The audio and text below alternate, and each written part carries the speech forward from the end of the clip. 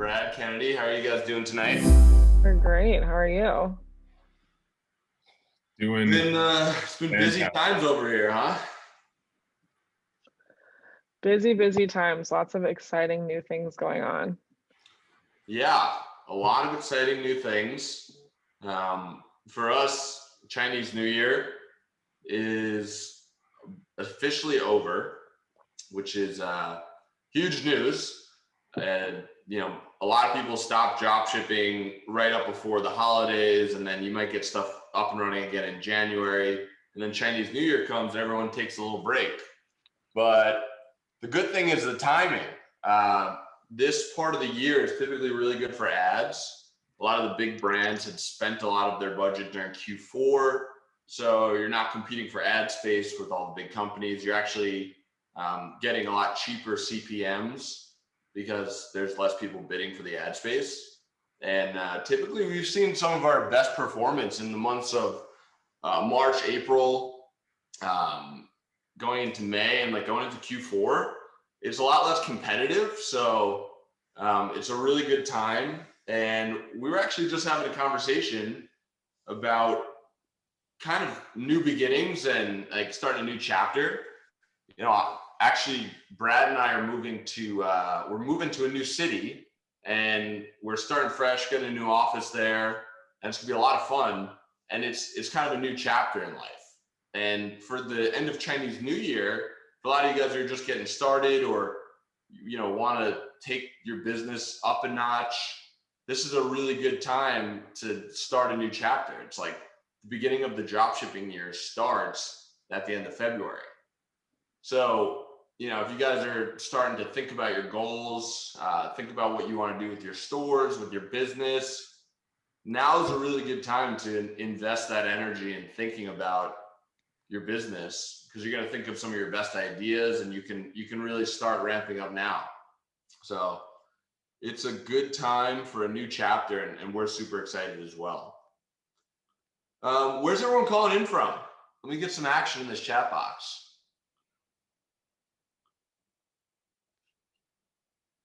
Ireland, London, Chicago, all over the place. I see a lot of new names in the group. I haven't been on a call, and I was on the call with Jack McCall, the credit expert, great friend. But before that, it'd been a couple of weeks for me. So good to see you guys, all the regulars, and good to see a lot of new friends and faces and names in here. So the way these calls work, if you're new to the call, you can ask a question anytime in the chat box. You can raise your hand. If you raise your hand, we'll call you up here, and we can talk to you one-on-one and answer whatever questions you have, or really talk about whatever topics you want to talk about. We dedicate this hour to making ourselves better.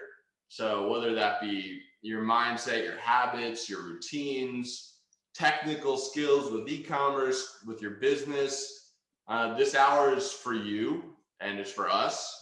And talking to you guys helps us just as much as talking to us helps you. So this hour is really just dedicated to helping you guys with whatever you're working on. And if you missed the call or you came in late, we replay this on YouTube, and we'll send out an email with the replay as well. So this call, we don't really have a specific topic to go over. We don't have a special guest. This is a straight up Q&A call.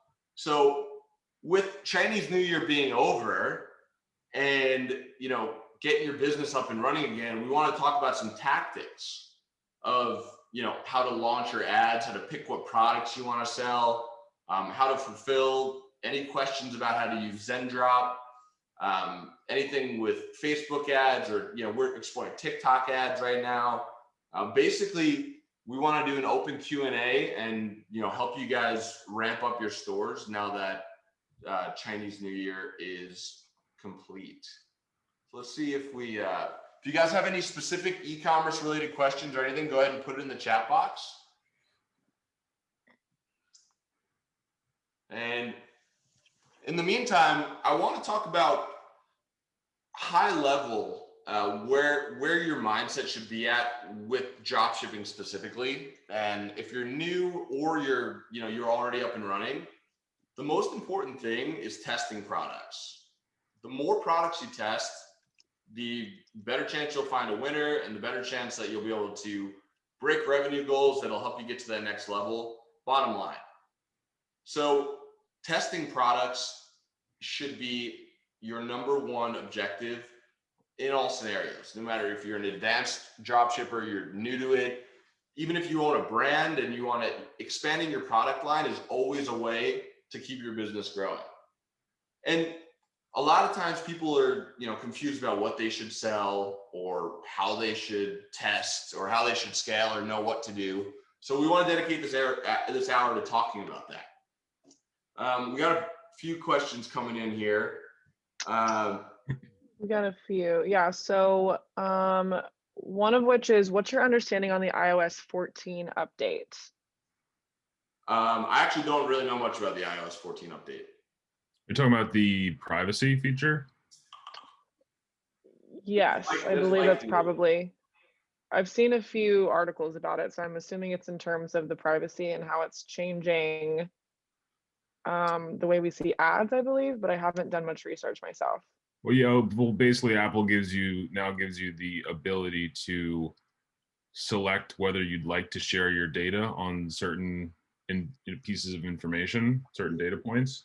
So it's been a whole thing, but I would imagine that we haven't really seen the effects of it yet, but I would imagine that Facebook advertising may get a little bit less specific, a little slightly more expensive. It's still a really good platform to advertise on. I wouldn't let it change your opinion or what sort of actions you take at the moment. We don't really know enough about it yet. And on the topic of testing products, I think the number one rule that you should live by when you're testing products is that it should be fast and easy. It shouldn't be something that takes a lot of time, that takes a lot of energy. Like Jared said, the name of the game is testing products. So the more you can test, it's just a numbers game, right? The more you can test, the more you're going to figure out what works and what works fast. I actually listened to a really interesting podcast on Tim Ferriss's podcast, like last week, maybe it was, he was interviewing one of the co-founders of Netflix. And this guy's a legend. He's founded 5 or 6 huge companies in Silicon Valley, and he's super smart guy. And he said something really interesting that kind of ties into this topic. He was talking about how every idea that you have is a bad idea. And what he meant, it's kind of glib, but what he meant by that is you just have to figure out how, like, your idea means nothing until you test it, is basically what he's saying. So your idea could be great, it could be shit, but you have no idea whether it's good or not until you put it out into the universe and get some feedback on it. So that was his main point, is that all you need to do is create a system that allows you to test things fast and at a low cost. And then that will give you the ability to test a lot of ideas and figure out what's working faster. And on that topic, if what Brad's saying is true, which it is, and that you have to test ideas to get iterations to figure out if they're good or not, you naturally don't want to, we all have energy tanks. Like, we can only do so many things. We can only focus so much. So if you're putting all of your energy into trying to make a product look perfect and, spend money on ad copy and videography and, put a lot of your time and energy into something, and then it doesn't work because odds are it won't work anyway, which is why you have to test a lot of products until you find one that works, then you're going to get discouraged after like 2 or 3 times of putting all your energy into making something perfect and then it failing. You'll start to associate e-commerce with failure and disappointment. So what Brad's saying is very true. And what you should do really is you should come up with a system that takes the least amount of energy to test the most products. And not just energy, but money as well, right? Nobody here wants to waste money on ads. So an organized system, I can share my thoughts in it, and I'll let Brad share his thoughts on it in a second, is pick 10 to 20 products that you want to test, have them organized, and have a system to where launching 1, 2, or 3 of them a day, and then utilize our lazy man testing method, which I believe you could find in Zendrop Academy in your portal, and do it every day until one of them starts taking off. Most people put all their energy into just one thing and then it doesn't work and they get discouraged. Brad, do you have any good tips for like how to get organized and have a system to where you can easily stick to it and not put a lot of energy into it? Yeah, I'll give you sort of a general system, but the last thing I'll say about that topic specifically is that the most important thing about what the co-founder of Netflix said is that you have to find a system that will allow you to test things rapidly, fast, at low cost. Because if you don't do it fast and if you don't do it cheap, you're going to run out of resources. No matter whether you're a one-man team or one-woman team or you're a billion-dollar company, if you can't find out an efficient system to test fast, test ideas quickly and cheaply, you're going to run out of resources. So that's by far and away the most important tidbit from that advice. For a system for testing products, I would like the lazy man testing method works well. It's easy, it's fast. You don't have to do any targeting, and you can follow a system. I would just make sure that you're keeping everything organized.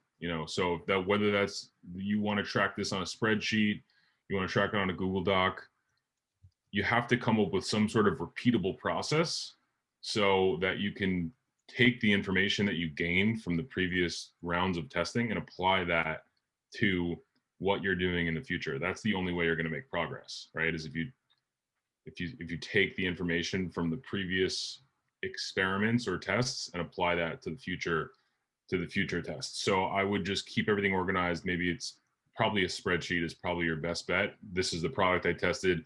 This is when I launched it. This is the targeting I used. These were the metrics. And maybe you can start to pick apart some of those data points and figure out why certain things didn't work and certain things did work. And just to sum up what Brad's saying at a really high level, you're better off focusing your energy on the structure and at a high level and the system rather than one single point in the system when you're getting started.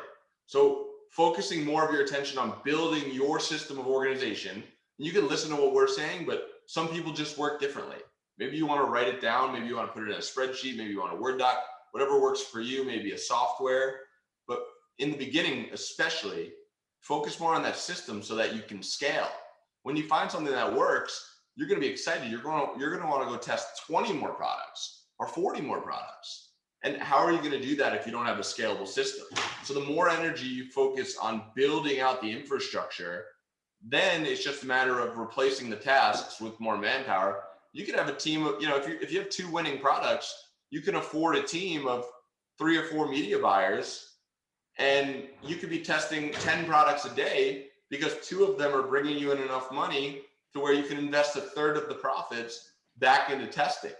And that's what's going to take you from being someone who got lucky and made 50 grand, did 50 grand of revenue and then then lost it all and kind of gave up. That's what will separate you from that kind of person versus the person that owns 4 stores, has 12 employees and doesn't put much energy into working. They're thinking at a high level and they're letting the business work for them. So to sum it up, focus on the system more than the specific points in the system when you don't know what to focus on.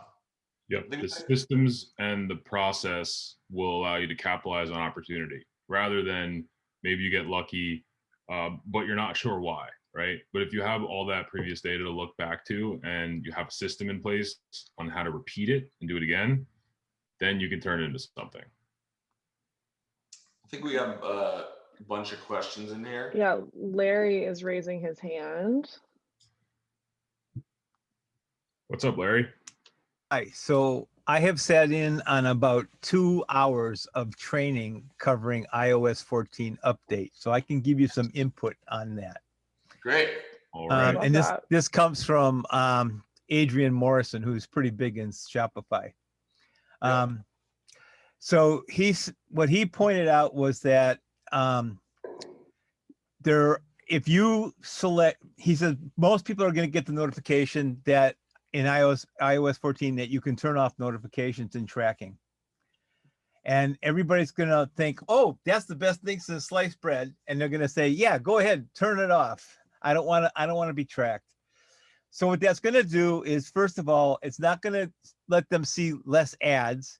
It just won't track the ads that they see, which means that what first is going to happen is they're going to start seeing all kinds of ads that are no longer relevant to them because there's no tracking going on to what they're interested in. So young guys are going to get, ads why they shouldn't, why they should women worry about women's health or whatever. It's like it's not going to appeal to them. So they're going to be as targeted. Yep. Yeah, the ARGs will not be targeted because they don't know what you're looking for. But most importantly, you have to go into Facebook Ads Manager and you have to create 8 events that can be tracked. And only the top 1 that you select as being the highest priority will be fed back to you. Generally speaking, that may be purchase if you're selling items. However, like he says, for him, it's not the purchase because he usually uses a low item value to track. The retargeting. He goes for upsells. Right. Because upsells is where his money's at. But then if you can get customers in the pipeline at a low cost because you're selling cheap items, you'll also build up a big customer list that you can sell more things to as well. Right. Larry, that was awesome, really awesome information. Very informative. Like, that was really good stuff. Like, thank you for sharing that with everyone. Yeah, thank you so much for sharing. You're welcome. Did you have any other last insights on the iOS update?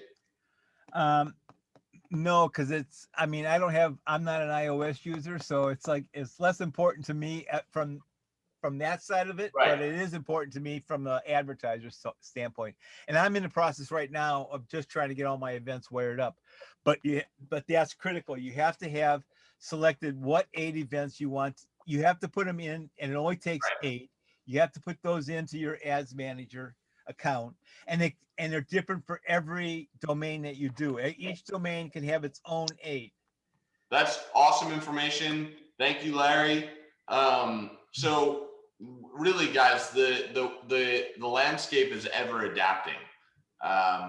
There's going to be new ways to advertise in 3 years than there was today. It's always changing. So it's never something to be scared of. In fact, it's an opportunity, because the people who can adapt the fastest, the people that figure it out the quickest and are first to the punch, those are the people that get out ahead, and then it's hard to catch up. So use the iOS update to your advantage. Do research on it. Thank Larry, if you ever see him, for sharing that information, because it is very useful. And look at these changes as opportunities. Bottom line. Some more questions? Cool. Yeah, a lot more questions. So Mike asks, how do we get access to the lazy man testing method training? That is actually in Zendrop Academy, which is available to all Zendrop Pro users.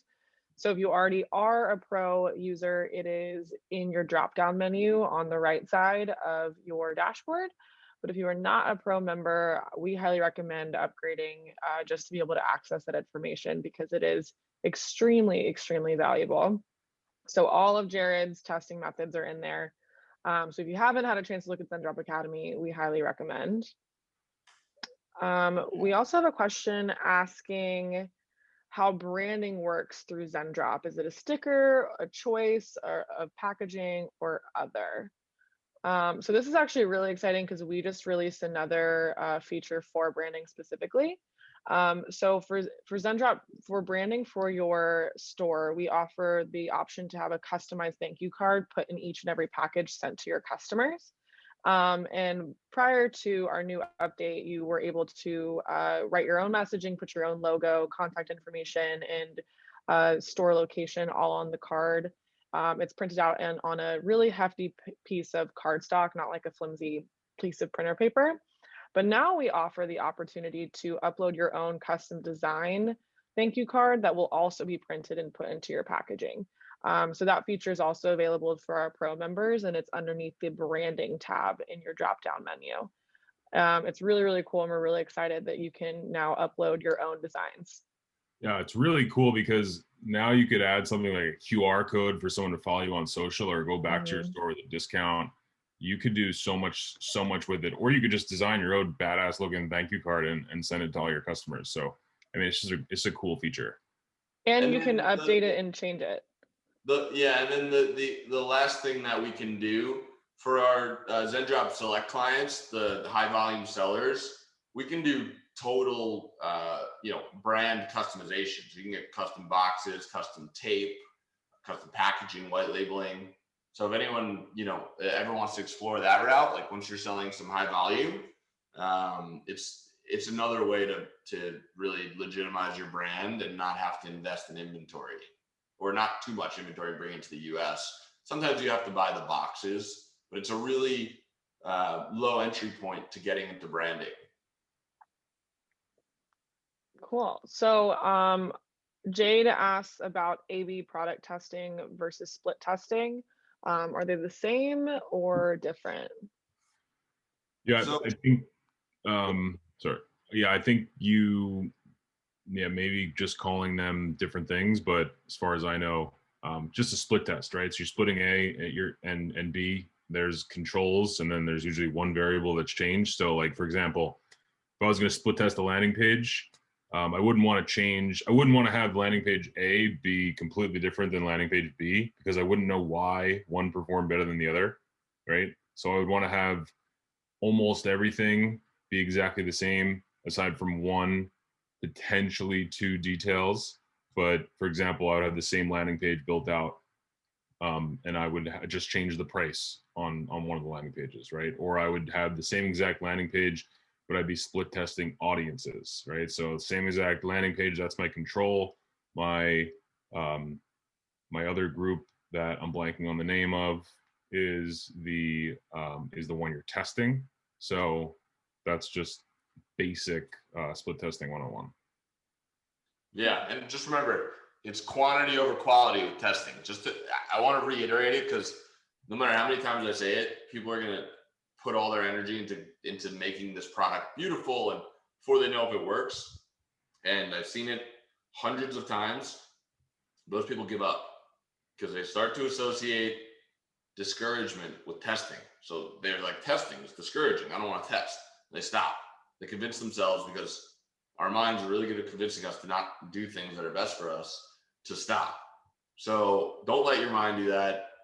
Don't start to associate testing with discouragement. Rapid fire test as much as you can test, and then find something that works, and then focus on that thing that works. And another interesting point about split testing is that it's often, especially when you're just first testing out a product, it's often not even worth split testing, because you're not going to have a big enough data set or sample size to get any sort of relevant information from the split test. So you're rapid fire testing to see if you're going to get traction. And then once you start to deliver more traffic, then you can start to split test, because then you'll be able to acquire enough information to make an actual decision. Like if you have 50 people visiting your site, that data is irrelevant, because you don't have a big enough sample size to determine its accuracy. It's not accurate. Good to know. Cool. We have a question about how shipping times are currently being affected with COVID. Yeah, so COVID has some lingering impacts, but nothing too major. So all of the shipping times on the app are accurate, and we really like to under promise and over deliver. So a lot of those shipping times you'll see, like for example, the regular shipping to the US, the window of shipping times is 10 to 20 days on the app, but the average time right now is about 13 days. So that's really the longest it's going to take, but you can expect something around midway, or maybe even a little bit before midway on most of the windows. Cool. Carl is new to Zendrop. Welcome, Carl. And he wants to know about how our platform works in terms of shipping from, or I guess the store is in Sweden, or he's based in Sweden, and our suppliers being from China or anywhere else. Yeah, so the cool part about dropshipping is that you can do it from anywhere because you're not holding any of the inventory, right? So how our platform works is we have suppliers from all over the world on Zendrop, but we have our own fulfillment company in China. So we can do all the products that are on Oberlo, AliExpress, all these other sites that also provide dropshipping services, but we're not using AliExpress sellers. Or Oberlo sellers. We've had bad experiences in the past, which is literally the reason we created Zendrop. So we have our own fulfillment company with 2 warehouses and boots on the ground in China, where we take information that you provide us from AliExpress listings if you want to source a product, and then go find it ourselves, and then bring it into our warehouse, quality control, check it, repackage them, add your branded thank you cards, and then ship them to your customers.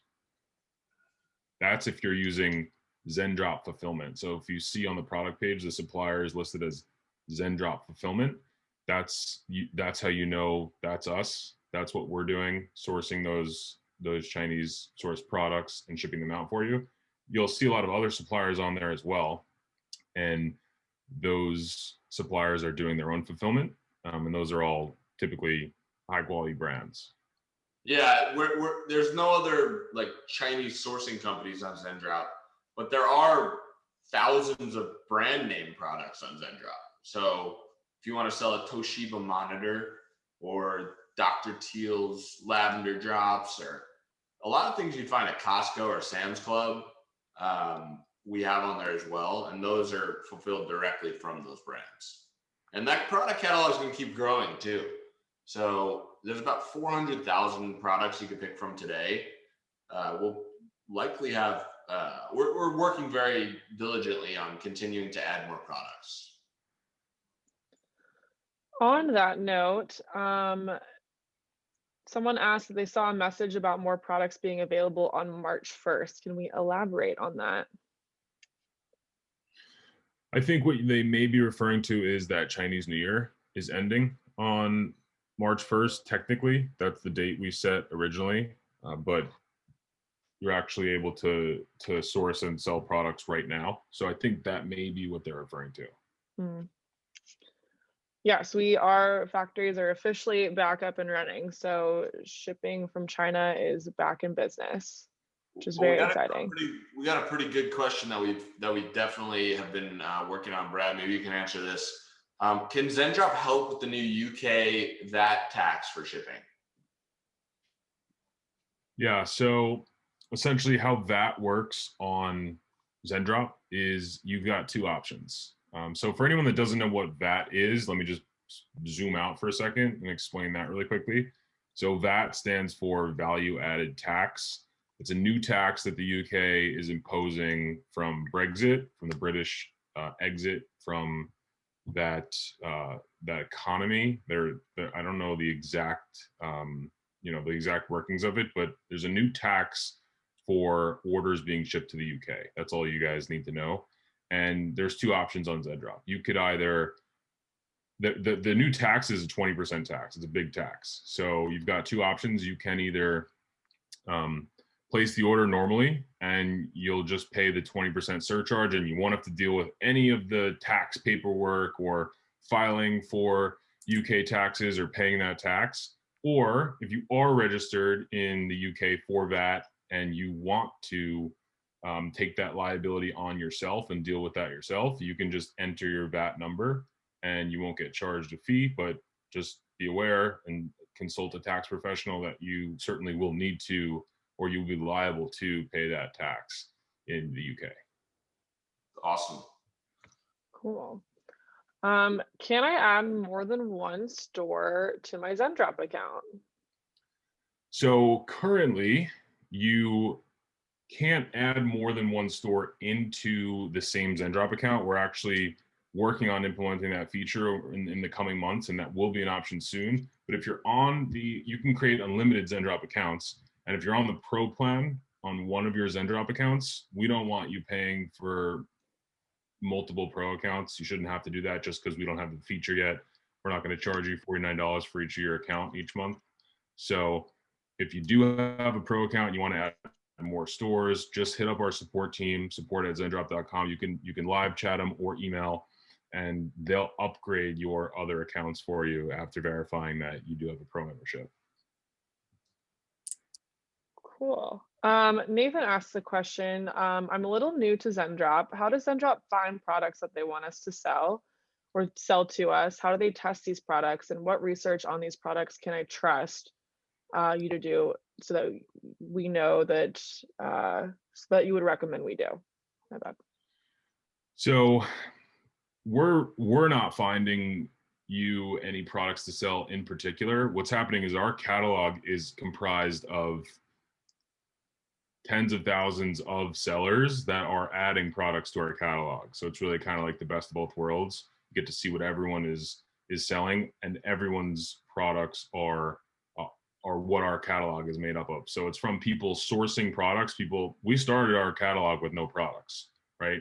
And then people said, hey, we want to sell this product. And so we added it to our catalog, and that's happening on a daily basis. So people are adding products from an AliExpress listing. And basically what we're doing is we're scraping the data off that AliExpress page and using it to go source the product ourselves. So once we do that, then we add the information to Zendrop, and then that is added into our catalog.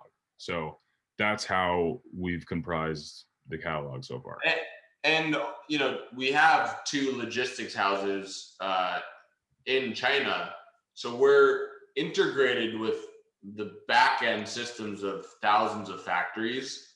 So we bring the products into our own facilities first.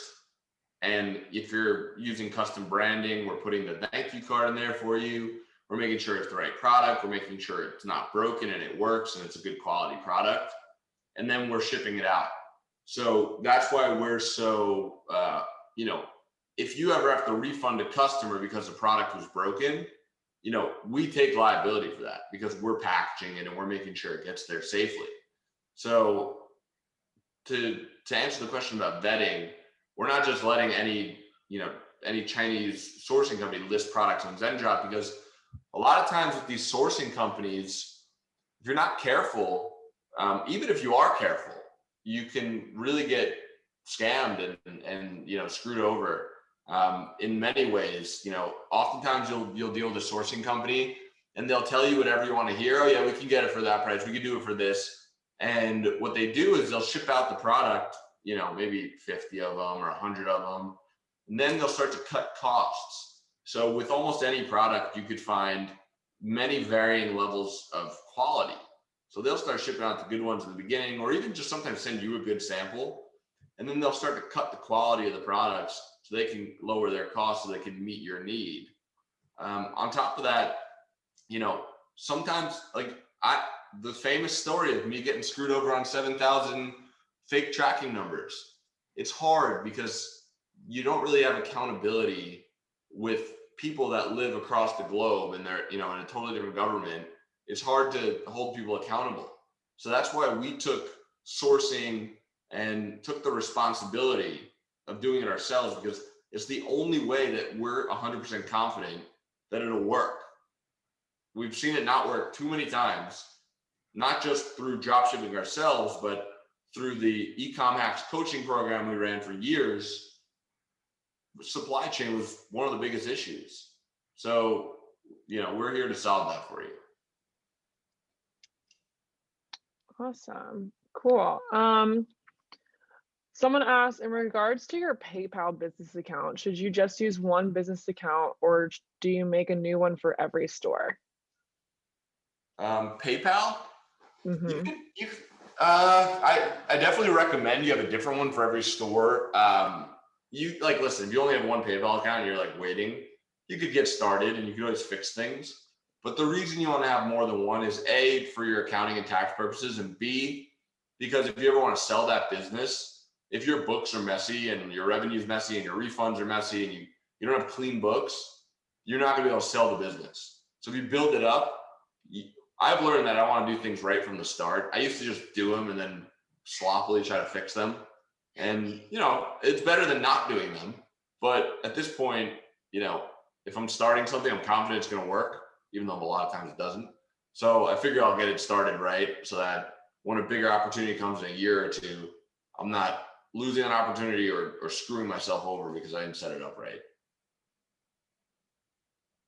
Very good point. Are there any plans to integrate Zendrop with other platforms like maybe Groovecart? Yes, certainly.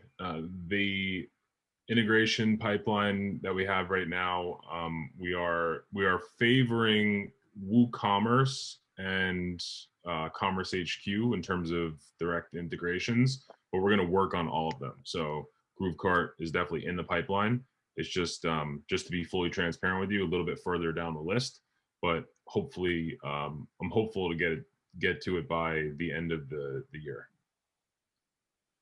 Quick question, Brad. Why does express shipping require a valid phone number?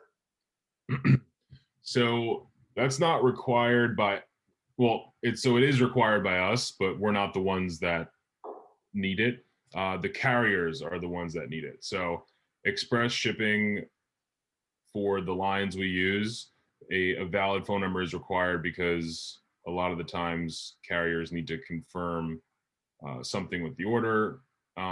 So the carriers require that we have a valid working phone number for those. So I just recommend if you're using express shipping that it's a very quick fix. All you need to do is turn on or make the field for phone number mandatory at checkout. And that solves the problem. There we go.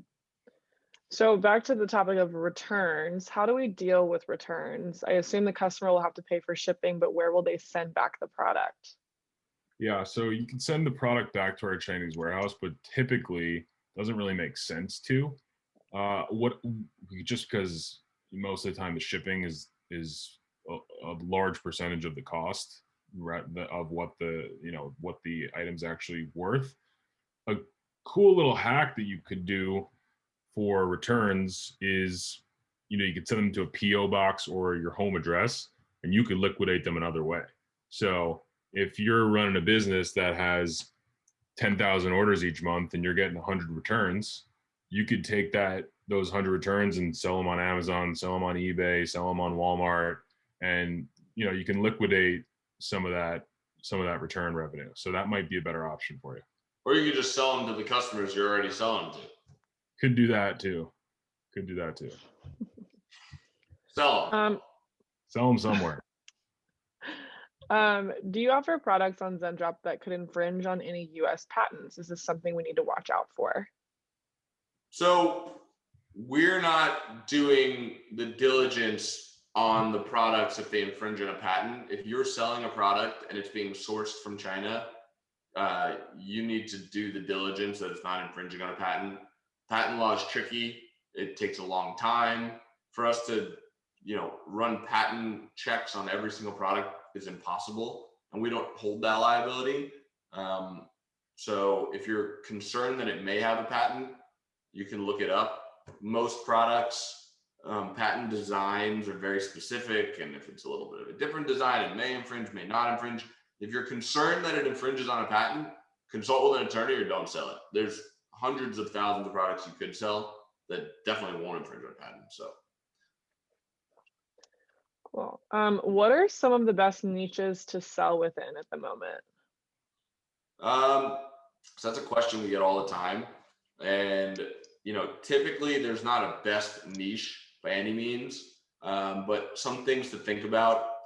Products that make people feel or look better is something that people are really attracted to buying to as an impulse purchase. Really cool gadgets that people think will be entertaining or impress someone is another thing that people will make impulse buys on. Anything that somebody sees and they can immediately imagine their life better in some certain form of way. So oftentimes beauty products, clothing, leggings, electronic gadgets, little cameras, EDC toys. There's no best niche, but the bottom line is test, because I've seen products that, I mean, I sold over 100,000 stuffed hamsters that talk to you. Like literally, you would talk to it and it would talk back to you. And what niche is that? I don't even think that is a niche, but I made a lot of money selling it. So don't limit yourself. Yeah. The one thing that I would say on that is that what Jared just ended off with, like, don't limit yourself. If you're thinking of a niche that you should go into where you're going to like build a niche store and spend a bunch of time trying to pinpoint the perfect niche before you even pick products and run ads, like I would not recommend doing that, because what that's going to do is it's not going to allow you to test quickly and cheaply. So I would not start out that way. You can, if you want to, maybe if you want to do like a fitness store, there's a lot of fitness products you could test, like maybe like a broader niche. You could probably do that, but I wouldn't pigeonhole yourself. That's the one thing I wouldn't. That's step 2. You find the product that works, you get a lot of customers buying it, and then you build them a store that sells more products to them and people like them because you've already proven it. So that's step 2. That's once you've found something that works. Brad and Jared, this is just a personal question I have for both of you. What is the weirdest or like off-base product that both of you have sold in your individual dropshipping stores that was successful?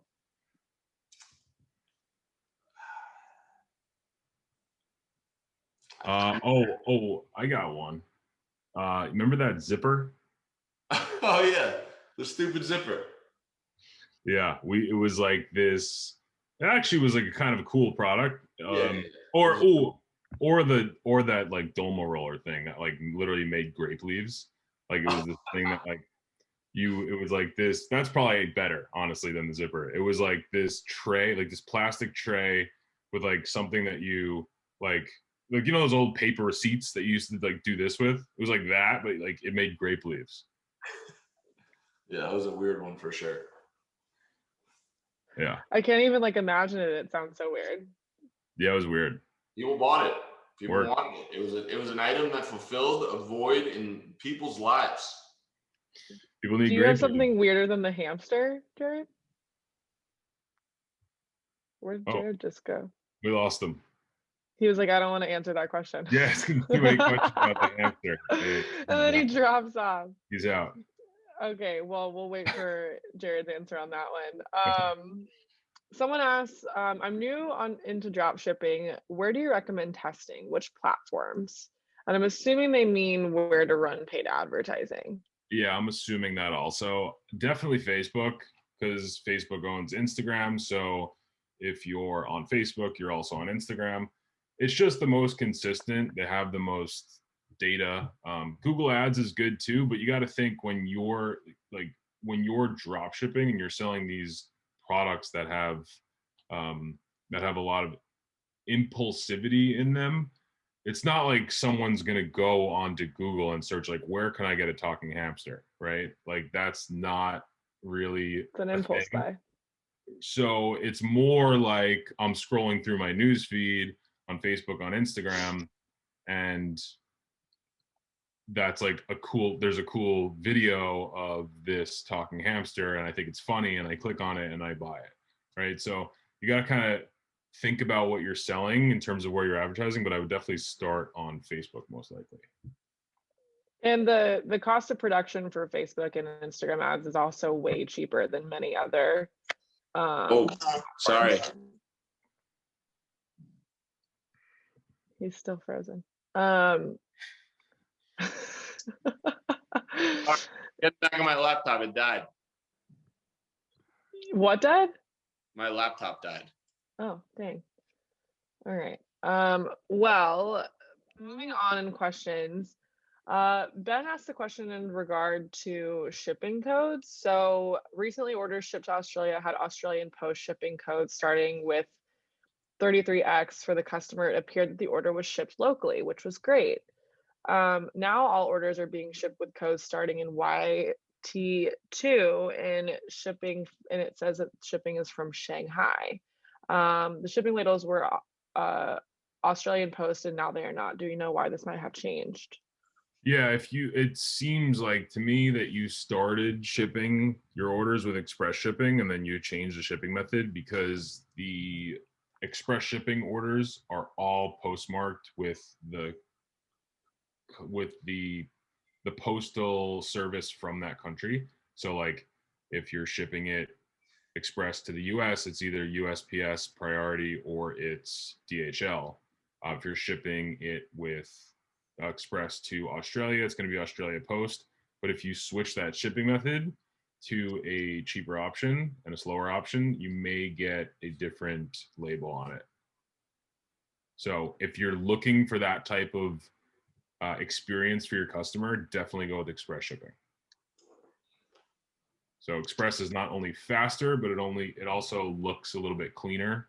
It's going to come with that shipping label from the postal service in that country,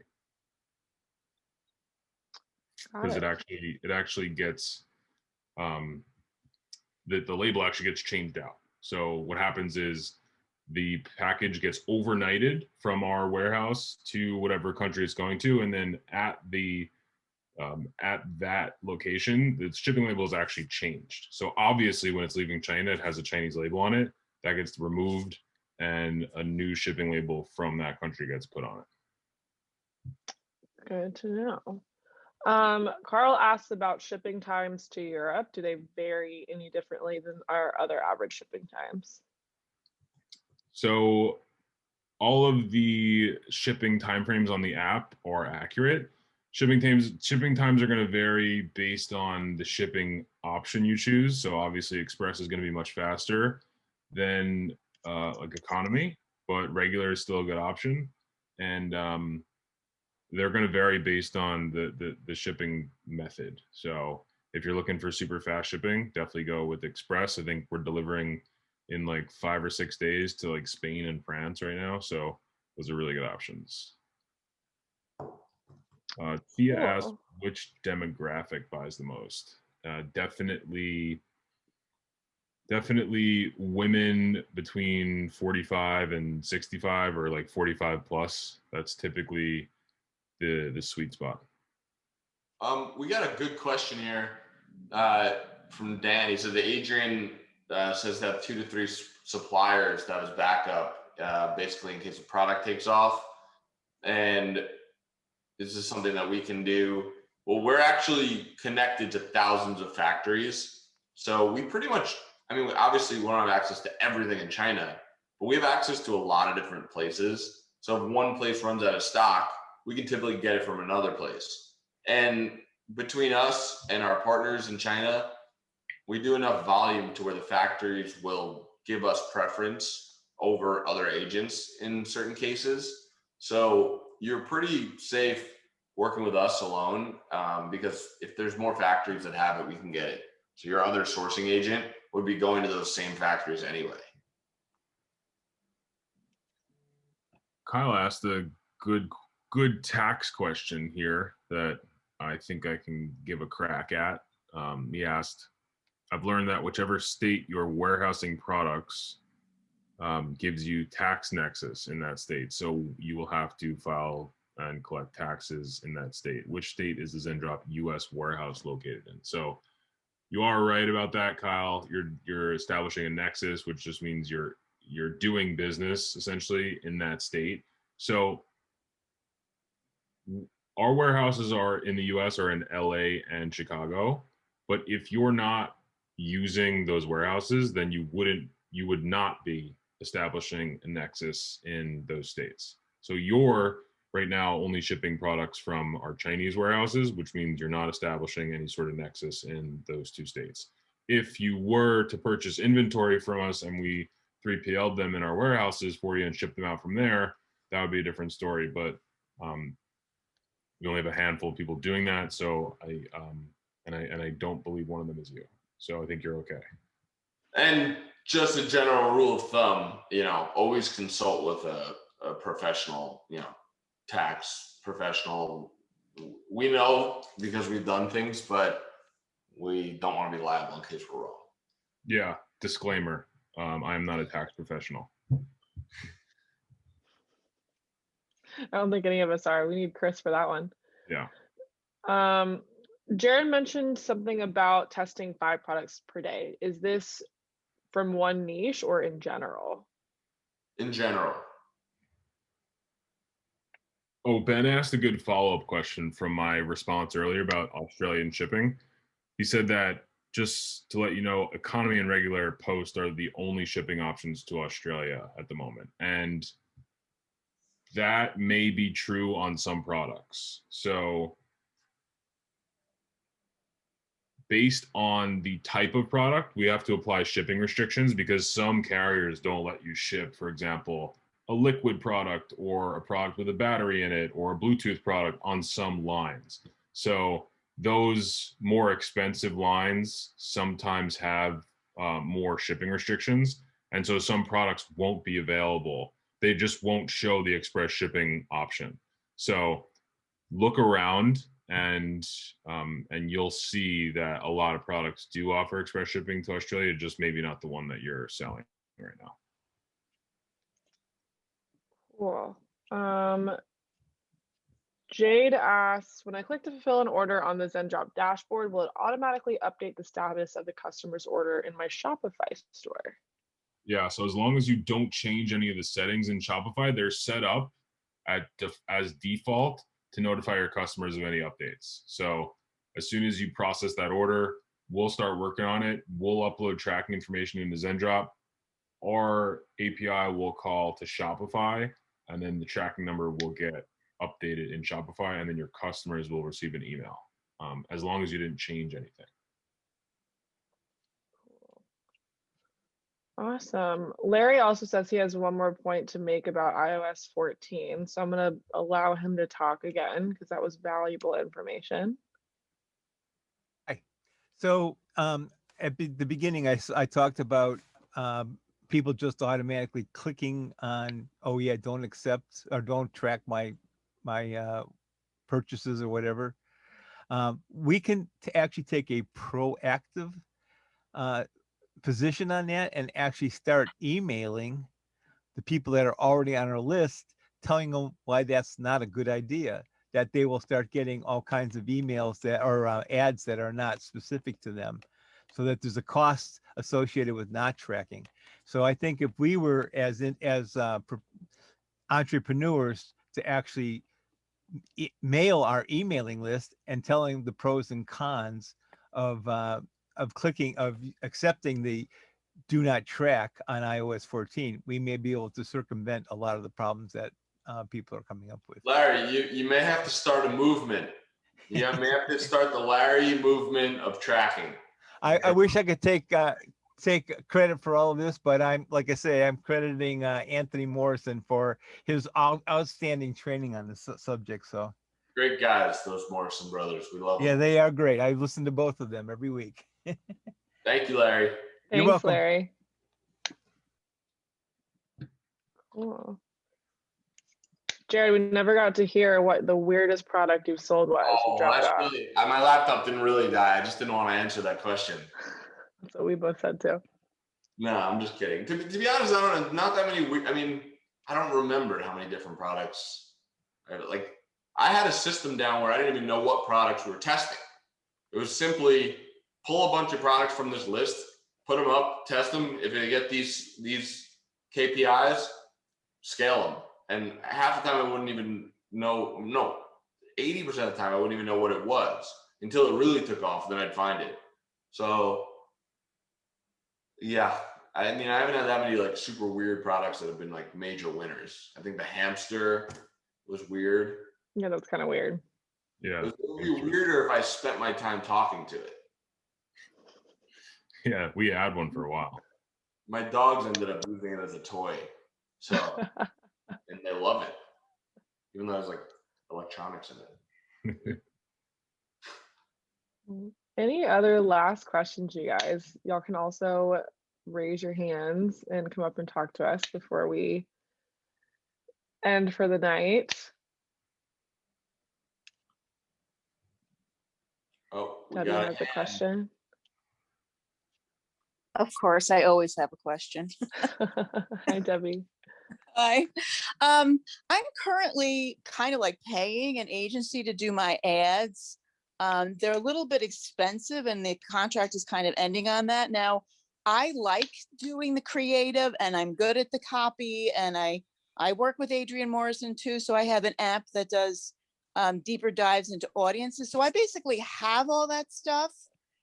So where do you guys have a place or suggest some place? I mean, I tried Fiverr or check there to do all the nasty stuff with the ads. You know what I'm saying? Like, I'll do the creatives, the copy, and the give them the audiences, the targeting. But for somebody to hire someone to do all the shit that I don't want to do, the scaling and the tracking and the blah, blah, blah, you know what I'm saying? It's a great question, Debbie. Really great question. Now, if you owned a skincare line and you were in Nordstrom's and you had to make displays and, you know, focus on the logistics and the branding and all that stuff, like, cool, hire an agency, they'll do your marketing.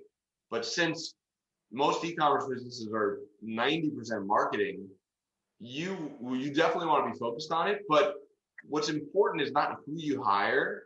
What's important is the rules you set. So you want to have specific protocols for whoever you hire. I recommend probably not hiring an agency, hiring anyone that has knowledge on how to use the platform and has good communication skills and is a good listener. So you can tell them exactly how to test, exactly what reports to send you each day, so that if something has a CPA of under $16, it pops up green and you look at the green and then you say, hey, let's try this, and give them really rigid rules based on what you know works, which it seems like you know. Right, which that's unfortunately the problem I'm having with this company, that they don't listen to me. But I mean, what I'm asking basically is, like, where do I go? Do you guys use a certain company or kind of a, you know, like, where do you go to find people to do the shit you don't want to do for that? So I've done it on multiple places. The first media buyer I ever hired was from a Facebook group. And, you know, I posted in the Facebook group, and of course I got all the people that just wanted clients, you know, I could do it for you and outsource it. But I got one genuine guy. He was working a job and he just wanted extra income. I paid him $25 an hour, and I ended up paying him double every week because we were crushing it. And he was just listening to my rules. If the CPA is over this, you kill it. If it's, you know, below that, you scale it. You could find people, you know, on Facebook groups. You just got to weed them out. You could find people on Upwork, Freelancer. I'd probably recommend Upwork, but just, you know, have a conversation with them, get on a video call, get to know them a little bit. Because one thing you want to, I mean, at least from my perspective, if you're hiring someone, you want to go into it with the intention that you're going to work with them forever. You don't want to always be shuffling through people. So make it a meaningful hire, and just make sure they know how to use the platform and they know how to take instruction, and they're a good communicator. Okay. Thank you. Thanks, Debbie. Cool. Liam asked a question, kind of going back to, I guess, our conversation about niches. So do you recommend starting with a general store? Yes, for sure. Yeah, it almost doesn't matter what your store is, because you're just going to be driving traffic to landing pages, right? So when you're testing products, you're driving traffic to landing pages, and 98% of the time, someone's either going to check out or bounce from the landing page. They're not going to go around and shop on your site most of the time. So I would just get some sort of store set up and start testing products. And then once you find something that works, maybe you can turn that into some sort of a niche store. There you go. Marvin asks, I read that if you don't keep an account balance of at least 100 in your PayPal account, they will block sales. Do you know that this is true? I don't know. That's probably a Google question. I don't know that answer. Google answers all these days. Yeah. Jade asks, what are some good apps and extensions you would recommend using in Shopify that works well with Zendrop? Well, any apps work with Zendrop. If you're using things to capture emails or email marketing softwares, or opt-in pop-ups, or upsell apps, or any of the apps you're using to increase your sales works with Zendrop. Definitely look into SMS. That's a big one. Retargeting people with text messages is really big right now. There's a lot of companies that do that. I mean, you're gonna find a lot of different people's opinions, but I don't have too much advice on like apps that are gonna change your whole game. But we work with, it doesn't affect working with Zendrop. Cool. Any last minute questions? Raise your hand, message in the chat. All right, guys. Sorry, my laptop died. Brad, Kennedy, thank you guys. And Thank you. Yeah, thanks for joining us on this Thursday night. There's always a lot of fun. For all the familiar names, good to see you again. For all the newbies, welcome, and hope to see you on the next call. Really quick before we go, you guys should have received an email about this, but we are hosting a giveaway right now for a free year of Pro on Zendrop. In order to enter, all you guys need to do is go request to join our Facebook group. It's called Zendrop Exclusive on Facebook. And go ahead and introduce yourself in the group, get to know some of the other members, and we will be announcing the winner next week. So one of you guys could win a free year of Pro. Go enter and say hi to us in the Facebook group. Say hi to us. All right, you guys. Bye, guys. Bye, everyone.